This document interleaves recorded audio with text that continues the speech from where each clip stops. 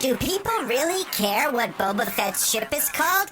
Who's the big bad of the series? And Patrick Cotnoir of the George Lucas Talkshow is our guest. All this and more on this week's Streaming Star Wars. Well, thank you very much, ATG3, and welcome to Streaming Star Wars, featuring myself and co-host Nick Milkey from fellow ATG Cast show, Podcast to the Wills. Every single Friday night, Nick and I take to our YouTube channel live to bring you a lively conversation about all things Star Wars, and hopefully you join us in the chat because we love to get you involved in the show on Friday nights. And when there's a show running on Disney Plus, a Star Wars show, that's where our focus is, and that's what we did this week. Chapter 4 of the Book of Boba Fett dropped last week, and we took a deep dive. We got into a little irresponsible speculation, and we got into things like the manufactured controversy around the name of Boba's ship. We dig into a little bit of the question of who is the big villain in this show, and we were joined for most of the show by our friend Patrick Cotnoir from the George Lucas Talkshow. Before we get started, I'm going to ask you to like and subscribe to the ATG Cast stream. Subscribe because you get 3 shows a week. On Mondays, you get Streaming Star Wars. You're getting the replay from the live Friday night show. Thursdays, you get either Podcast to the Wills or you get Around the Galaxy, bringing you lively one-on-one conversation with the people behind the fandom. And on Saturday mornings, you get our 5-minute news show, Disturbances in the Force, where we bring you all the news of the week with no spin, no clickbait, just keeping you in the loop for all the Star Wars happenings. And if you want to be part of the live Friday night show, Streaming Star Wars, all you got to do is subscribe to our YouTube channel. There's a link to it in the notes below. And if you want to become a part of the ATG Cast family, please consider becoming a part of our Patreon program for as little as $3 a month. You'll get access to exclusive content, you'll get some swag, and you'll also be able to be part of the live virtual audience when we record Around the Galaxy and Podcast the Wills.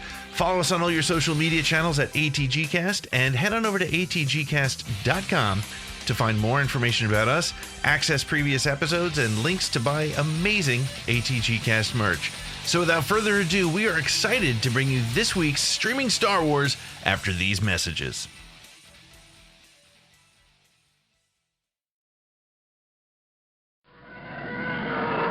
Well, hello, and welcome to Streaming Star Wars. Nick, how are you, my friend? How's it going? We're here again. We made it. We got through that midweek excitement of watching Book of Boba Fett and then having to wait to get here to Friday night to talk about it. Right.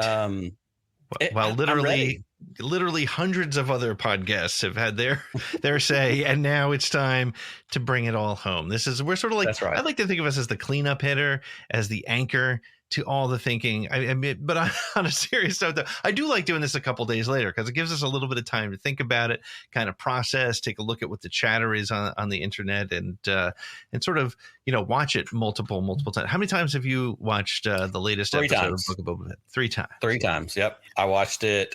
This is kind of my routine on Wednesday mornings. My oldest daughter, who's 13 in 8th grade, she's my Star Wars kid.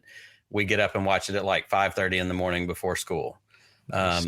And then usually by the time I get to work, get to my office, I put it on my phone with an earbud in while I'm getting my day started. And then the third one comes, some other time during the week. Yeah.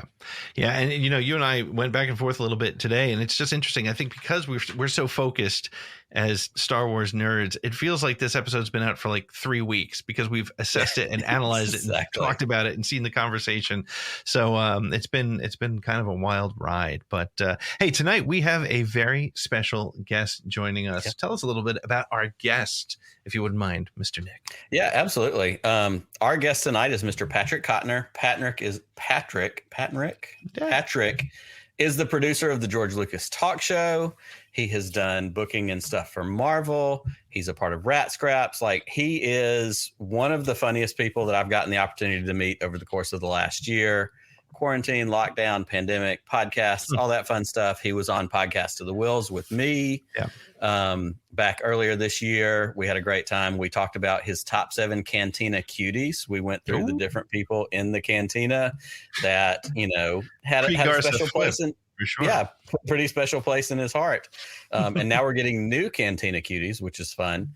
So he's a great Star Wars fan. He's a great just pop culture person. He does crazy late night live streams on Instagram. I was on with him one night last week where he was talking about your least favorite movie, and he let me come on and we talked about how I hate the movie Good Burger. But yeah, he's just one of my favorite people to interact with in this weird virtual friend space that we have. So I'm excited to get Patrick to hang out with us tonight.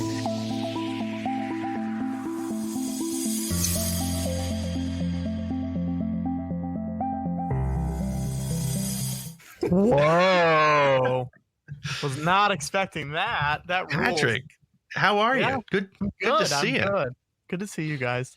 I appreciate you calling me a great Star Wars fan. I also You are a great completely Star Wars forgot fan. about that Boba Fett tweet, so I'm very happy that it came back up. Yeah. Well, so let's talk about this episode specifically. But first, let's hear. We did a poll, as we have done every single week, to see how people felt about this episode. So let's see what they had to say.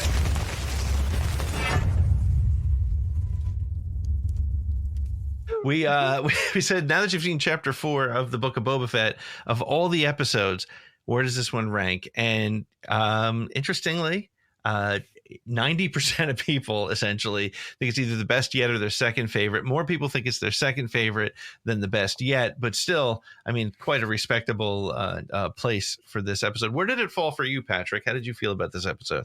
I mean, I think it's my favorite. Yeah. I think, right? I don't know. This one had a lot of things that I call like Patrick things. This one hit a lot of Patrick buttons, and I like that. It was like, that's what Star Wars is about. Exactly. There were a lot of creatures. Keep going back to the bar, and I really like that. I like that Max Rebo's basically been in every episode. Big fan of that. Yes. Had the my boy the catcher, the little cute droid. So you had the cute Star Wars factor, which I think is an important Star Wars. But yeah, there he is. Yeah. I think that's something people leave out of important things in Star Wars. Cuteness, whether you like it or not, I think it's you need something like that in a a successful Star Wars. I think you're right. It's funny because like you forget that a show like that, one of the things that we had talked about months and months and months ago during Mandalorian was, well, we didn't like that a lot of the aliens spoke English. And then what I had to remind them of is, I have a 9-year-old son who's trying to keep up with the show. So the shows are aimed toward that broad audience. So you do need the cute LEP droid as well as the ferocious and frightening, Chrysanthemum. So that's a great catch there. And I mean, also the Sarlacc scene is terrifying too. Like it has scary stuff in this show, and then they're able to balance it with the goofy, silly stuff. And I don't know. I feel like this show specifically is getting a very mixed reaction that I didn't really expect when I was watching it, because I've been watching it. I'm like, yeah, I like it. It's fun. I don't know. Yeah. I got little quibbles here and there, but nothing too crazy. I've had fun with every episode for the most part. Maybe not agreed with every choice, but I'm having a good time. Yeah. What about you, Nick? Where did it come in for you? I mean, I think it's easily right up. And again, and I'm, you and I talk a lot about offline trying to decide, what are we complaining about? Is there really anything to complain about? Because we're Star Wars fans and we're getting new Star Wars. Like that's, right. I'm not here to complain. I'm here to be thankful that I get new Star Wars. So I've loved it all. Like Patrick said, like I have little quibbles. I have little moments where I'm like, that's kind of weird. Like last week, I think my biggest thing was in the speeder chase. I felt like for the first time, and shout out to Michael Nipp for bringing this to my attention, I felt like for the first time last week, I saw the volume. Like there were moments in that speeder chase where it felt a little bit more like the green screen of the prequels that all stood out to, fans of our age and that kind of thing. Although Patrick's way younger than us. Don't let him fool you. But as far as this episode goes, I mean, it's right up there. I think the one where they really get into, the Tusken backstory and Boba, kind of becoming a part of that tribe, that was really special to me because I thought that did a lot for indigenous people and, again, I get really tickled, and we've talked, every week that we've done this about the outcry about how we're changing Boba Fett. This is a character that had 4 lines and 6.5 minutes of screen time, and we're talking about how he's being changed completely. Like, we didn't know who he was. What are we really talking about here? That's an interesting comment, because you're right. It's changing what people put in their own heads. You know, the way I put it is, you know, it's action figure fantasies. Like I had different expectations of everybody between Star Wars and Empire and Jedi, and so we're not really changing anything. And as I said last week, which I think is a really important point, and I think something worth reminding anybody who has that complaint, is that all those badass Boba Fett stories still exist. They still are out there in the comic books, and there's EU stories, things like that. They all still exist. This is just a different time of Boba Fett. My life before this age was a little bit more different than it is and that's now, exactly what I was going to come to. If we're basing it on the timeline that we know, we've approximated that Boba Fett is supposed to be 42, 43, right? Isn't that, the approximated understanding of his age in the show? Yeah. I'm 43 years old. Where I am now is not where I was 10 or 20 years ago when I was 23 years old. But you look better than Boba Fett, for sure.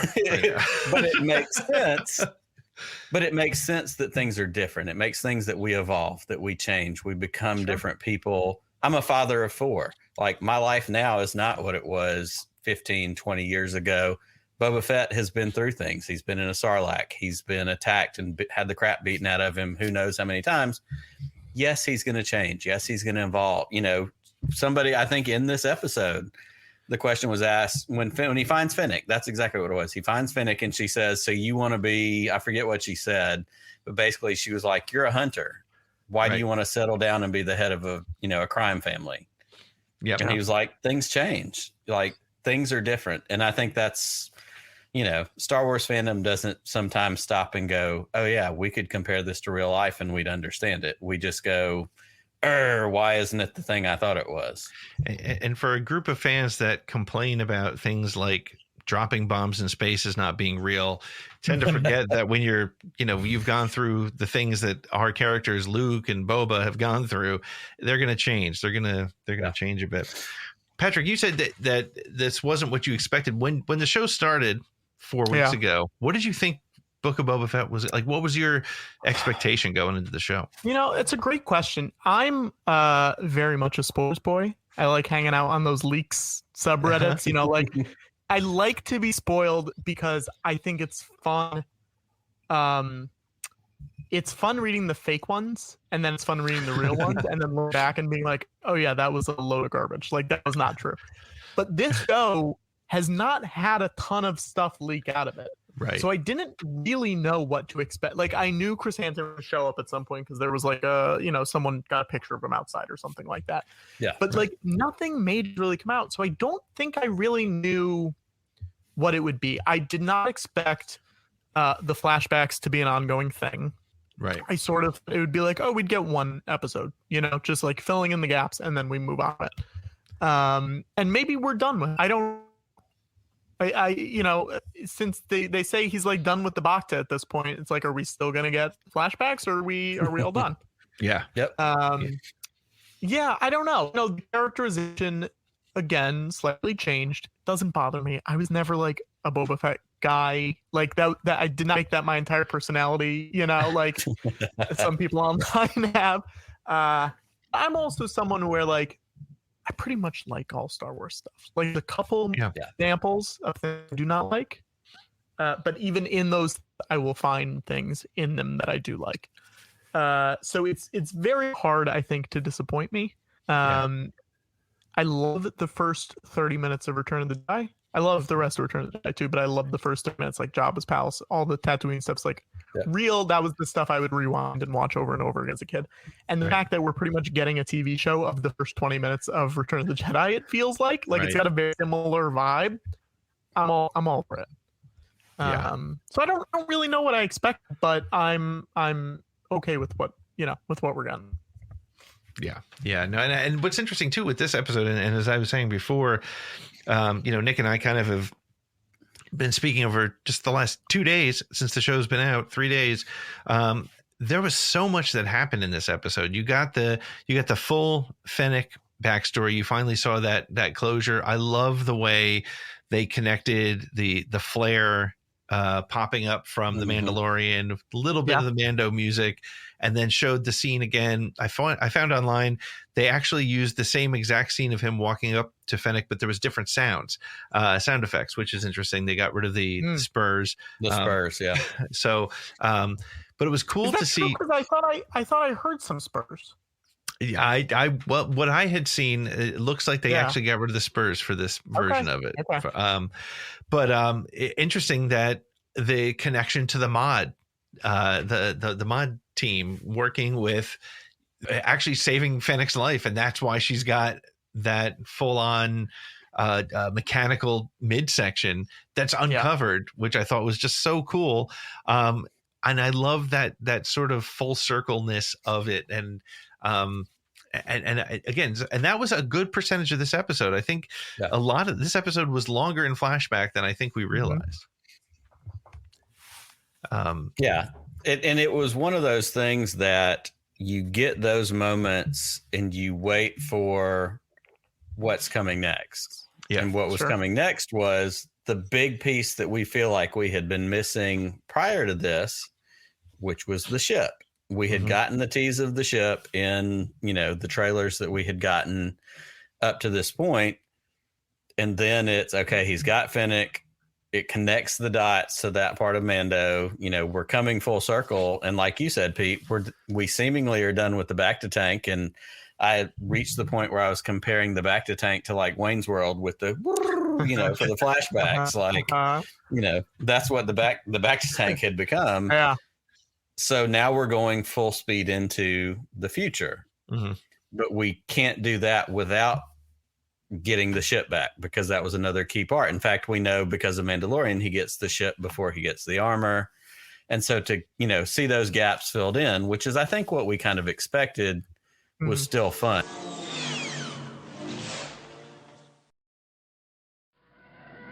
Patrick, where does the ship stand for you?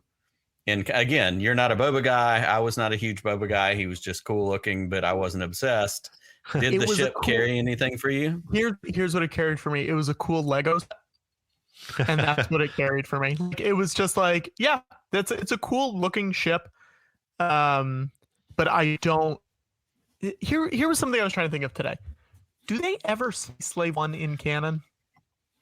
They say it in one episode of Clone Wars. Yep. Okay. That's it. Okay. But also, the way he does it in this show does not mean that they have taken away the name. Maybe 100%. They have, but the way he says it, where he's like, I think I saw someone on Twitter say, it was like if I called my car Betty, okay?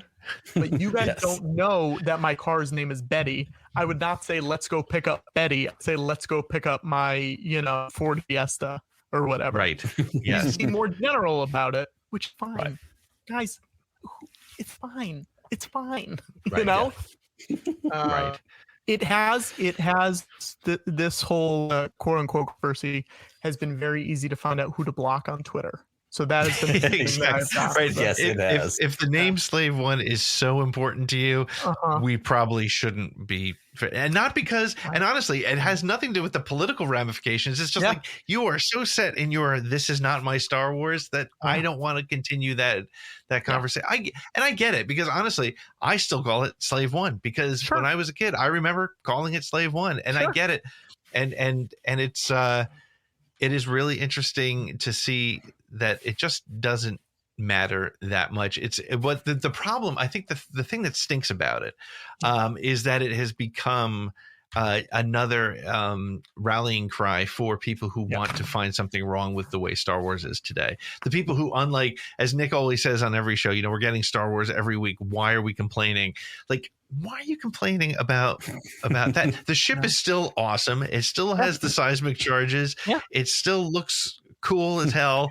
Call it Betty. It honestly makes me think about, and this may or may not be a good comparison, It makes me think about the reboot of the Dukes of Hazzard they did with Johnny Knoxville a few years ago when they're stuck in Atlanta traffic on I-85 and he looks on the top of the car and there's a Confederate flag and he kind of has that moment where he goes, this may not be great. Like, it's this, what are we talking about here? Like, at what point do we realize, this doesn't work. It's okay. We're just moving on. Yeah. Well, and the other point that I made on Twitter that I was pretty proud of this tweet, where I was talking about how, based on what we've seen with Boba Fett in this last 5 years of his life, the name Slave One might not be something he wants to go back to, right? Absolutely. Like if I called my car Betty because I was dating a woman named Betty and I was madly in love and she cheated on me, I'm not going to call my car Betty anymore. It's going to we're going to move on, right? And it's just the name you give your vehicle. It's not that critical. I mean, honestly, it's and this is the thing that drives me crazy. I talked to Nick about this the other day. I have it on really good authority, like direct authority, that they're not changing the name. Yeah. And because of my journalistic integrity, I can't share the clip that I have talking to somebody about it. But they're not changing it. What they're doing is they're just not using it because it doesn't need to be there. And I think, and I hope, and I really would love to see this.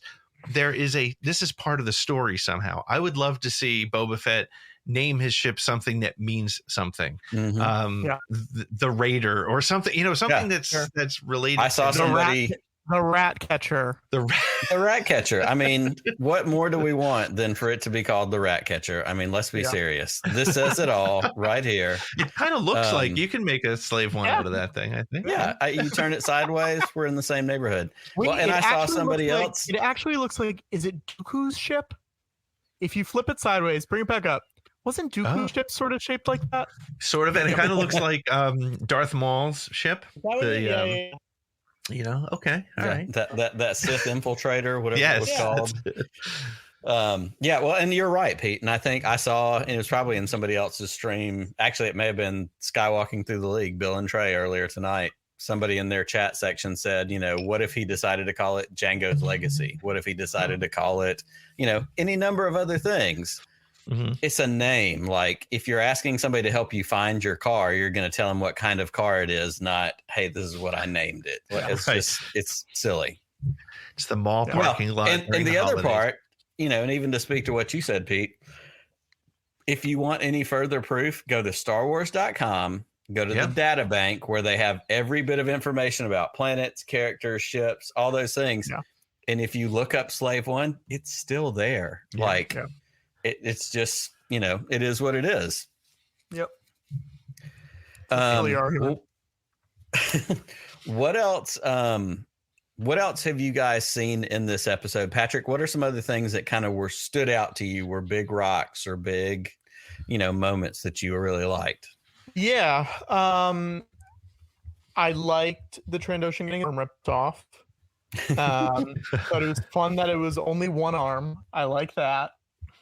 I don't know why I like it, but I like it. I think it's fascinating that he's not bleeding. I find that interesting. That's also very Star Wars, though. We get Mos Eisley with the arm cut off, and it's there's a little bit of blood, but it's not really bleeding. Yeah, I really liked the drone going through the castle, the palace, and that was very cool. It really felt like I was playing Battlefront 2. I was just like, oh yeah, I know where he's going. Sure.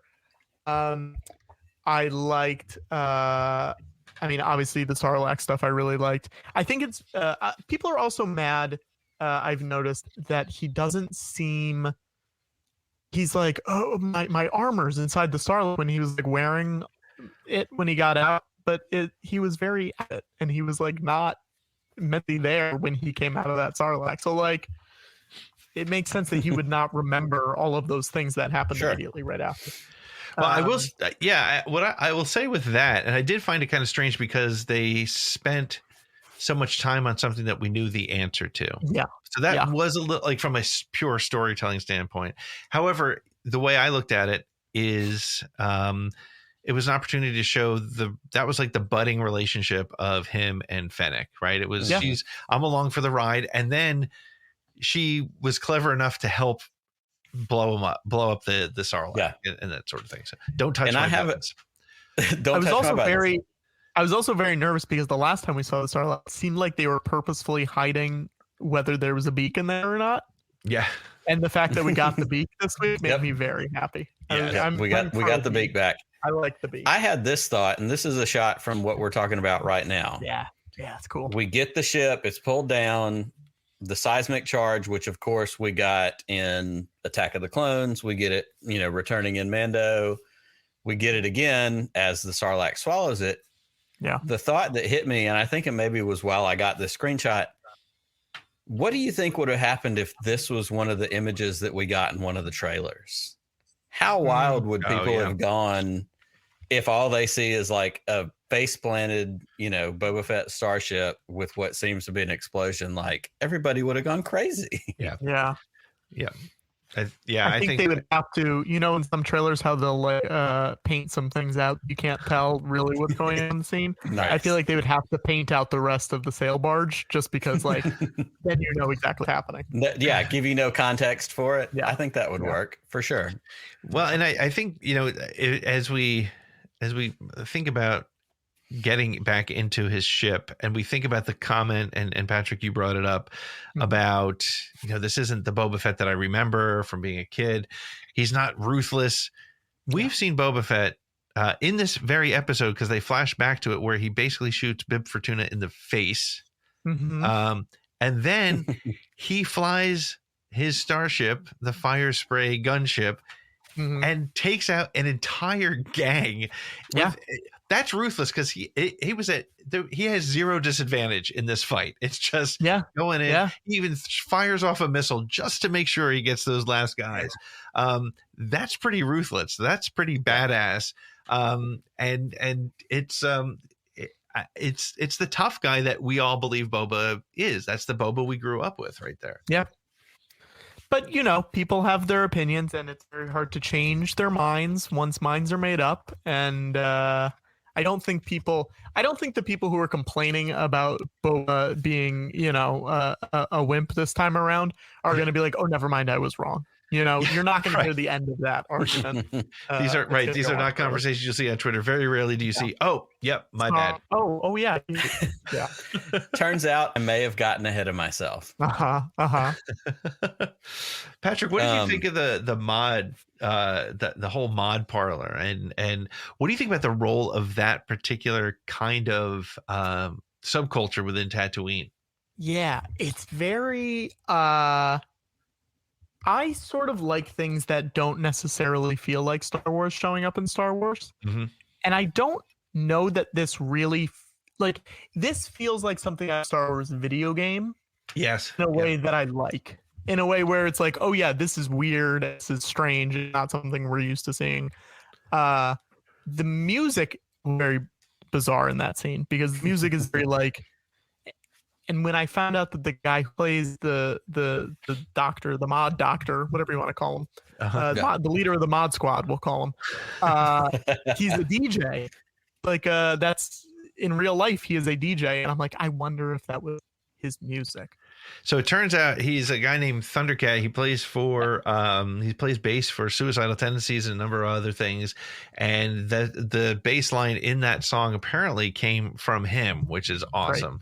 Yeah. And so I did some digging on this guy as a bass player myself, and found that actually on his left hand that he plays bass with, he's got a Darth Vader tattoo. So he's also just huge Star Wars nerd like us. Sure. So, I liked it. It's real weird. I think that's why I like those, because it keeps getting weird, and it doesn't feel safe. It doesn't feel like what you expect to be, and it keeps just doing weird stuff that would be in the expanded universe books or in the video games or old comics or whatever, where you're like, yeah, this is funky, but I like it. But you bring up a really great point, because it kind of goes with, and I hate to keep going back to this subject, but I understand a lot of people were unhappy that the EU went away, and I get that. I totally understand that, and I respect that.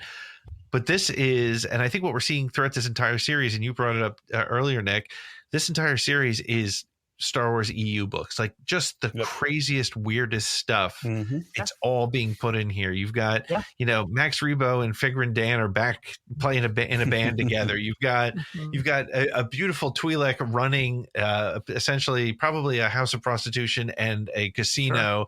You've got twin huts being carried around the streets of Tatooine. I mean, this is everything I think we want, and it's just getting stranger in a good way, which is great. Yeah,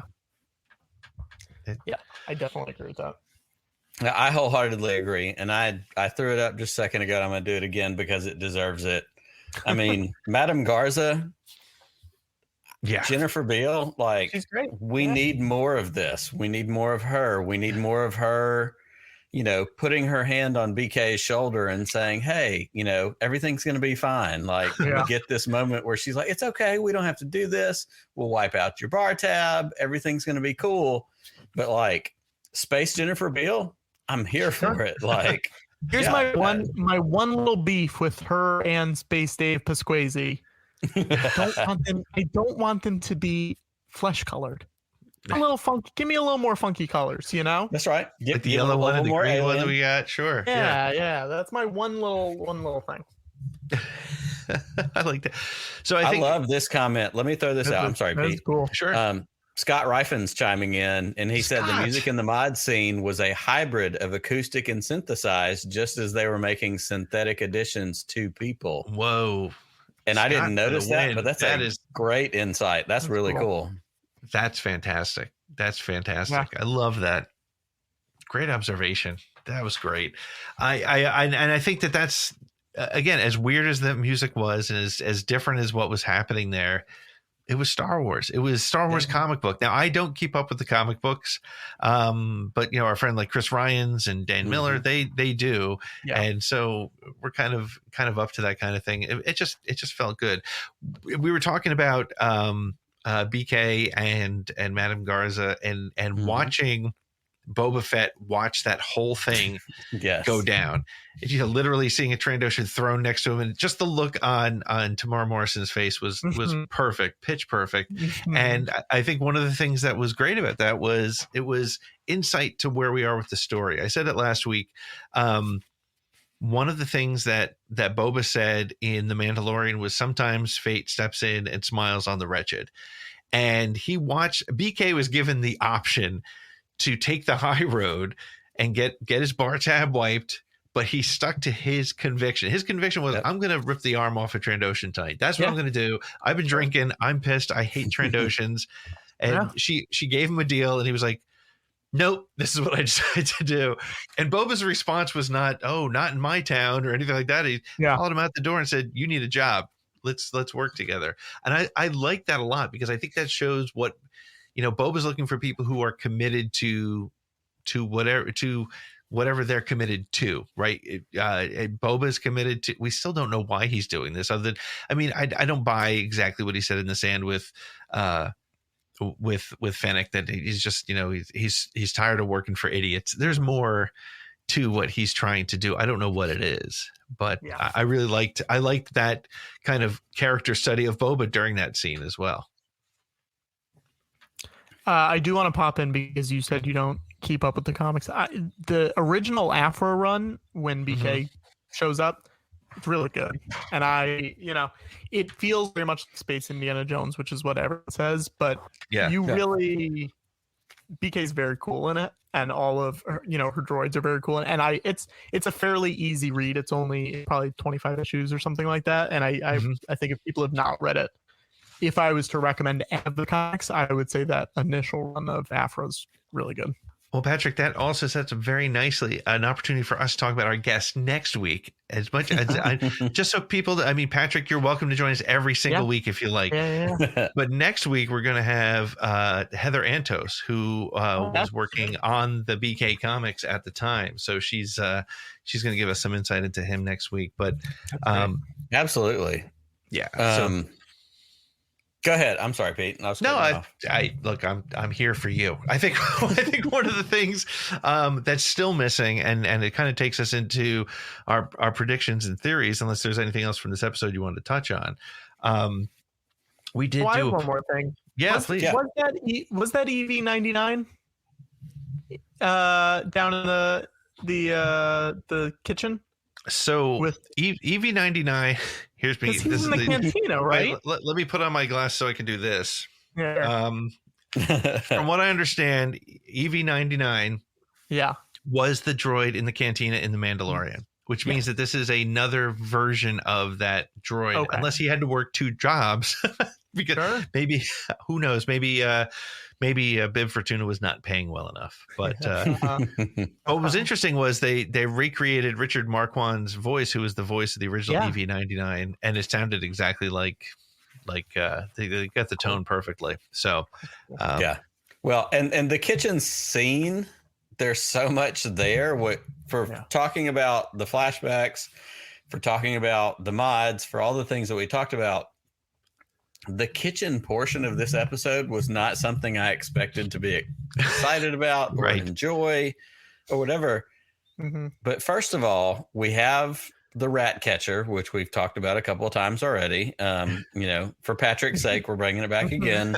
The Lep droid, the rat catcher, there's a history there with Clone Wars and, this droid showing up in other places. But we had and I didn't coin this term, so I'm not going to claim it, but we do have General Clevis. Which, do you know where he was seen first?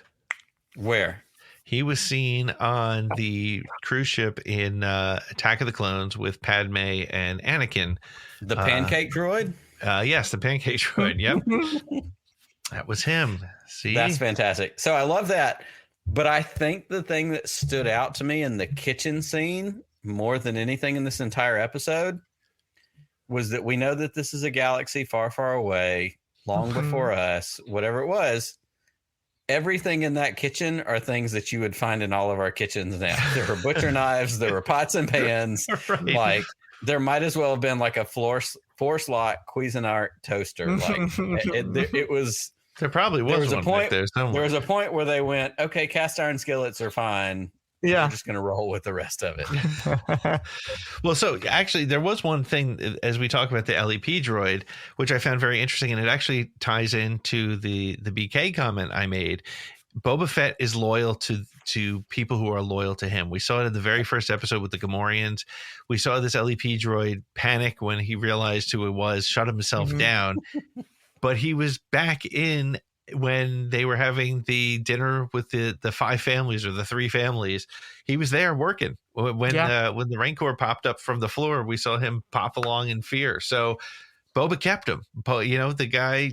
So who's ever loyal to Boba, he remains extremely loyal too. And that's an interesting character trait that we keep seeing here.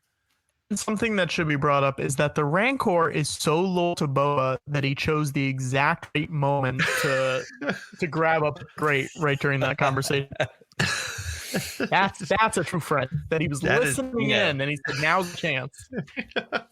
Normally, timing is a comedy thing, and Patrick knows that because he dabbles in these worlds. But clearly, that Rancor has dramatic timing as well. So, there's certainly something there. Yeah. So there's two questions that I put out on social, and I want to share the answers because I think it helps us look a little bit toward the future. The first one was, after seeing this episode, what are the chances we're going to see Kira? A couple weeks ago, we were pretty certain, actually, at the end of episode 3, when the Pikes were walking down the gangway, I think a lot of us thought that Kira was going to be behind, and a lot of us thought, well, she's definitely coming. And now it appears that a lot of people are saying it's not going to happen, and who knows, right? So, Patrick, you're giving it a thumbs down. You don't think it's going to happen? I don't, but I'm also so fascinated by the psyche of those 2.6% who are saying it's guaranteed. I want to know what they are thinking that is guaranteeing this right now. I don't think it's going to happen. I had read some of that stuff obviously before the season started, and it sounded cool. Like, I was into it if that's where it's going. It just feels like at this point we're 4 episodes in, and if there has been almost zero hint at it, I don't see it happening. Right. They're also doing a lot with her in the comics right now, and I feel like they wouldn't. My guess I don't know anything. My guess is they would not let them do that with her in the comics if they were going to do stuff with her in live action. That's my hypothesis. Can I ask a question about that? And because I don't know, because like Pete said, I'm not a comics reader. So Patrick, you have the insight on this. Yeah. For the time period where we are now with Book of Boba Fett and where she is in the comics, what is that gap? What is that space like? Do you know? Where she's popping, I'm not totally caught up on the comics either, but that's right. Where she is right now in the comics is between Empire and, because it was all about them bringing Han to Jabba, like the big fight going on between all the kind of the auction and that kind of stuff. Yeah. So that's where she is right now. So a few years off, but my gut is just if they're giving her for live action, they wouldn't let other people go fiddling around with stuff. Yeah, I would augment that with the same reason why I felt from day one that we are not going to see Omega in this series is because we haven't seen the end of Omega's story. So if you show her now, then you know that there's no dramatic tension. She's going to survive no matter what happens in the Bad Batch. Same thing with, from a comic book standpoint, if Kira is here, she survived whatever happens in the War of the Bounty Hunters and the Crimson Reign. Yeah. Have we seen the big bad in Book of Boba Fett yet? And 20% of the people say, yes, we have. It's the Pikes. It's definitely the Pikes. And 73% of people think that whoever the big bad is hasn't been revealed. And the reason I think that's interesting is because I don't think the Pikes are that scary right now. And I don't think any of us have had a reason to be like, oh my God, the Pikes are coming. He better build an army. Yeah. So what do you think we're going to get for a big bad? Or do you think it is the Pikes, but blown up somehow? Now here's my question. Do we need a bad? That's a question I haven't thought of. Do we need one?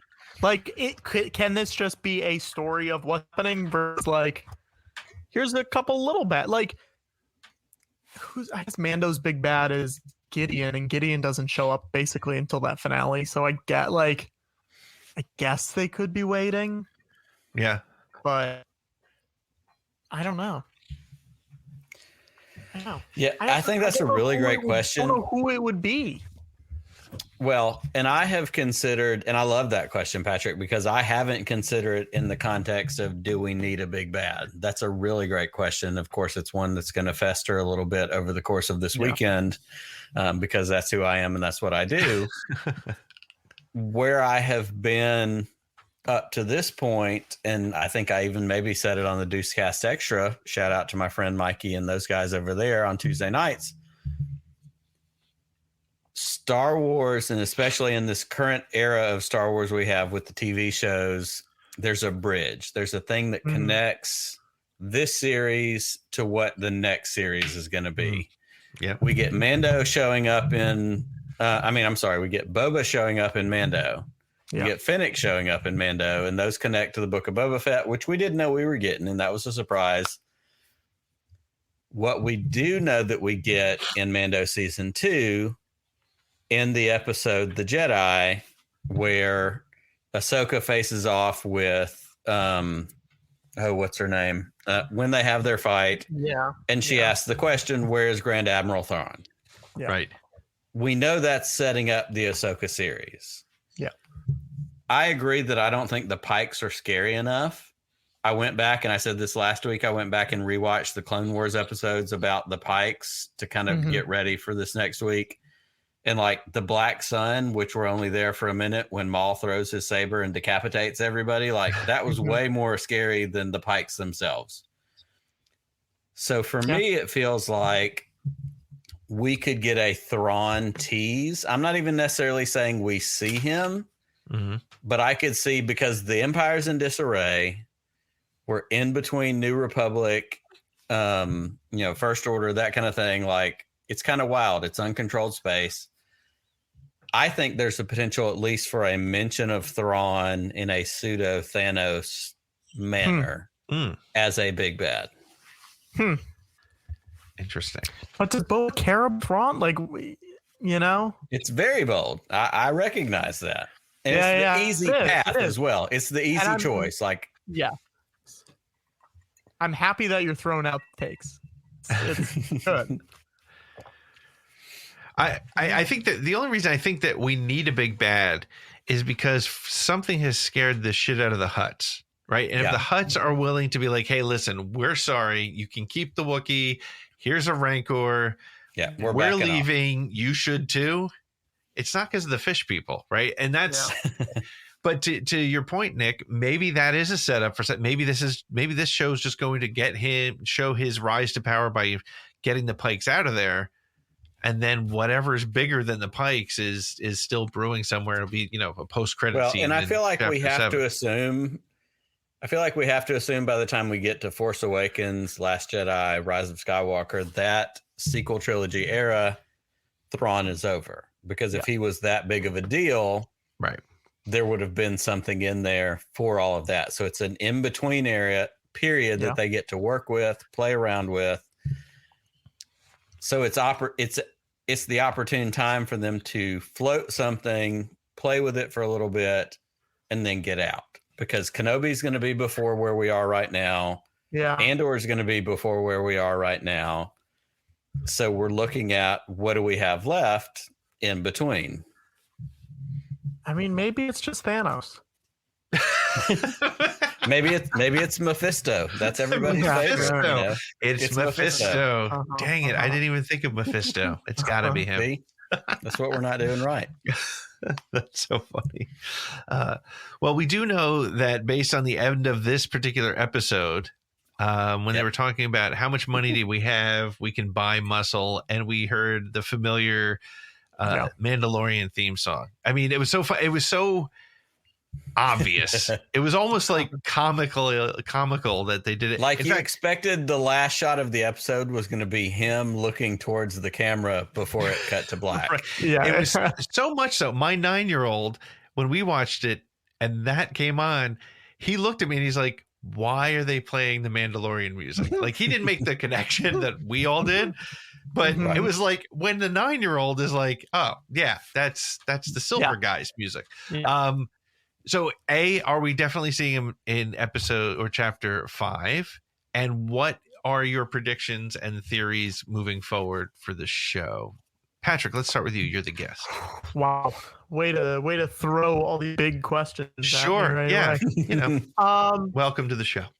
Yeah. No, I mean, I think we will probably see him in 5. I think, although it would be fun if we just never see him. It would be fun if they just played that music and then we never see him. I think you'll probably see him in 5.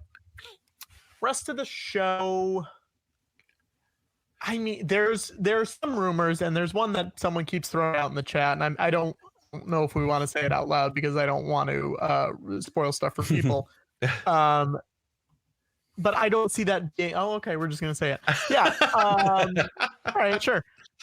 No, I mean, rumors that he's going to show up, but I don't see it being a big thing.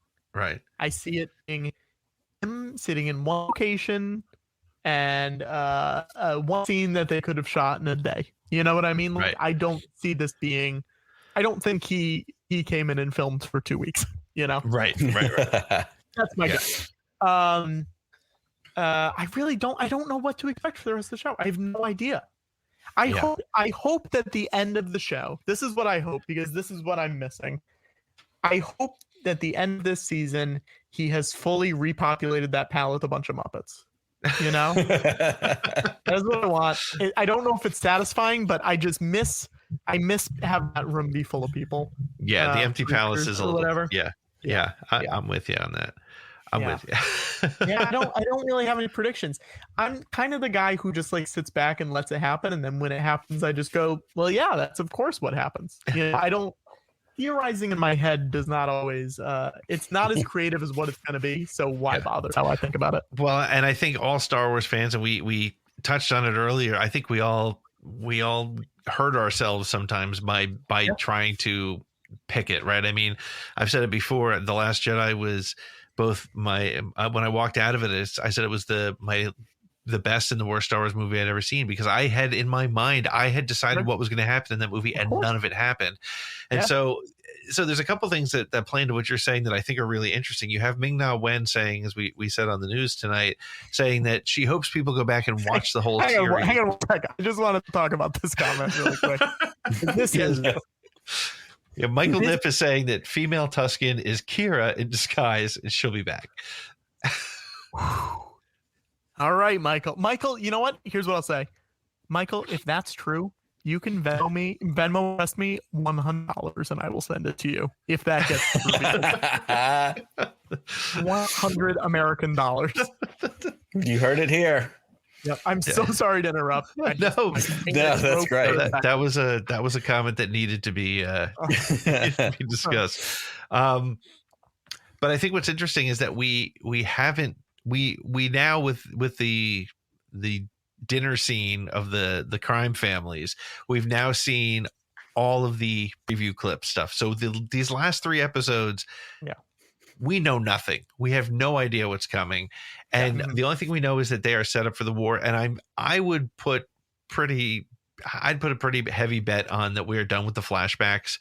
I mean, because they brought them all the way up through to the killing Bib Fortuna on the throne, pulling him off, like all the way up to here's where we are, right so far as to have the medical droid say, "Congratulations, Lord Fett, your healing is done." Okay, that's not just because we need to fill a minute. Like they're making it a point. It's very specific. And these 3 episodes are directed by Bryce Dallas Howard, Dave Filoni, and Jon Favreau. So we have 3 directors who haven't touched the series yet, who were part of Mandalorian and have experience in this world now. So I think we're in for. I think the series is about to like shift lanes really hard, like jerk the wheel to the left, and who knows where this is going. Yeah, I'm excited. I think it's gonna be good stuff. Nick, what are your thoughts? I'm with you completely, and I think that, you know, for all my big predictions, for all my Thrawn predictions, for all my whatever, like I'm also with Patrick. Like I'm just excited to receive it. I'm just excited to get more Star Wars, to get things that I don't have a bunch of preconceived notions to. I admire that Patrick talks about, he's a spoiler guy. Like, let's read it because I want to hear. But on the other side of that, you want to hear what's right and also what is wrong. Yeah. I ride the fine line between, like, I have good friends who are like, I'm blocking out every trailer. I'm not watching anything. Like, I'm not literally like they've created Twitter filters. Like, I'm not doing that. Sure. My feeling is if Disney, Star Wars, Lucasfilm gives it to me, they know what they're doing, and I'm going to trust that process. And I realize that they're not going to give me something that's going to spoil it. We know by this point, based on what we've seen everything that's been in a trailer. So these next 3 episodes, we're in wide open space, free country. Yep. What are we going to get? You said it earlier, you know, there is a comic book line that is War of the Bounty Hunters, but we may be also coming into the live action version of War of the Bounty Hunters. Finnick very purposely, and of course we get it with the music cue, said, you know, muscles available when you have money. We assume Mando, but there are so many other people that could be. It could be Cobb Vanth. It could be Bo-Katan. It could be my boy Dengar. Give me a little Dengar. It could be Dengar. It could be Bosk. It could be IG. Like, there's so many ways that can go. And I'm just here to say, if we can get Rainn Wilson as Dengar, as Rainn Wilson, Dwight Schrute wrapped in toilet paper from The Office, like, I'm totally here for that. But all those things aside, I don't have expectations on it. Like, I'm excited that I'm getting more Star Wars, and for a series about a character that was never one of my OG original go-tos, like, I'm totally here for it. Yep. Yeah, no, I think we're in a good spot. And that is the wild thing. We are literally going into this week without having seen a single frame. And we're in we've now have, in a way, we almost have what some expectations were for Book of Boba Fett. We're going to get how he got friendly with Fennec, how he got out of the Sarlacc pit, how he got his ship back, how he got on the throne. We got that. Now, what is part 2 of this show going to be about. So it's a really exciting time. So, but well, this has been great. Patrick, where can people find you? Tell us a little bit about the George Lucas Talk Show for people who may not know about it. And where and when. The George Lucas Talk Show is a talk show that I produce and I guess co-host, kind of. I'm on camera for it. Hosted by this guy Connor Ralph, who's a comedian actor. He's in Party and Mabel and a whole bunch of stuff. He plays George Lucas. His sidekick is Griffin from the Blank Check podcast and from The Tick, the most recent Tick, who plays Watto as a Ed McMahon-esque sidekick. They interview real famous people as themselves. So we've had Whoopi Goldberg on, we've had John Hamm on, we've had Darcy Carden, Jason Mantzoukas, like so many people. Julian Glover was on, like bonkers people. Julian Glover interacting with Watto is truly a sight to behold. I think the first thing he said to him, Griffin came on a little late, and he goes, "Oh, now a man with a nose here." And it was like it was the funniest, truly the funniest interaction I've had in a while. But we actually have a show, if you're watching this live or very soon after, we have a show tomorrow night with Tim Heidecker from Tim and Eric and Deborah Wilson from Mad TV and Jedi Fallen Order and Rise of Skywalker and a whole bunch of stuff. That's tomorrow night, the 22nd. You can find all the episodes on YouTube. I recommend finding guests that you like and then watching their episodes, because it's easier to get in if you know and like the guest. But it's very fun. It's very silly. And if you like this, you will like it. That's awesome. What else? You can follow me on Twitter at Patrick Cotnoir, PatrickCotnoir. Yeah, that's about. Oh, I should show you my shirt. This is a shirt that a fan made me. Yeah. It says it's Jar Jar Binks with his tongue, and it says the tongue was awful. And if you go, we were on Jar Jar Binks' Wikipedia page on the show one week, and noticed there was a link to a Wikipedia page for tongue, and the first line of it was the tongue was a muscle in past tense, and we found that very funny. So someone made me Bring the Noise on Twitter is her name. But that's outstanding. Thank you for having me, guys. This was super fun. This was great. This was a ton of fun, and we'll be glad to have you on. Hey, if you're a Bad Batch fan, join us for our Bad Batch ones when we do those. I'll come back whenever you'd like me to come back. That's fantastic. Nick, what's going on? We have this week on ATG Cast. We have my 150th episode. And that I will be the guest. My father's interviewing me. It's a very interesting and fun hour and 10 minutes or so. It's my dad is the reason I got into science fiction and horror and trivia and all this stuff, and so it was fun to have him talk to me. And then you have your the week after, we have the next episode of your canon study. Who's the guest going to be? Yes, the week after you will be Podcast of the Wills, episode 3 of our canon study of Return of the Jedi, and it's going to be Matt and Sean from the Blue Bantha Milk Company. If you know Matt and Sean, they are writing artificial intelligence written scripts for a variety of Star Wars properties, and they are so fun. They're recorded as live table reads. We have a lot of our friends who are playing those characters and being a part of those reads. So Matt and Sean come and talk to me about the 3rd chapter of Return of the Jedi, and we dig into kind of the deep thoughts. What are we getting out of those episodes? Excellent. Well, hey, thank you to everybody who hung out with us in the chat tonight, and I hope to see you all next week when we get into Chapter 5 of the Book of Boba Fett. We'll have Heather Antos with us. Patrick, thank you for hanging out with us, and Nick, may the Force be with you. Always.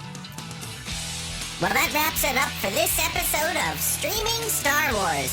Thank you so much to Patrick Cotnoir, and thank you for listening. Make sure to like, subscribe, share, rate, and review it. Tell somebody about it. Post it up on Twitter. Put it on Facebook. Do a TikTok video. I don't know. Whatever the kids today are doing. If you had a lot of fun and you want to become a part of the ATG family, head on over to patreon.com/ATGcast. And, hey, we will see you next week. May the Force be with you. Oh, I have to say this. This has been copyright 2022 Pete in the Seat Studios. There's probably something else I should say, but how about Roger, Roger?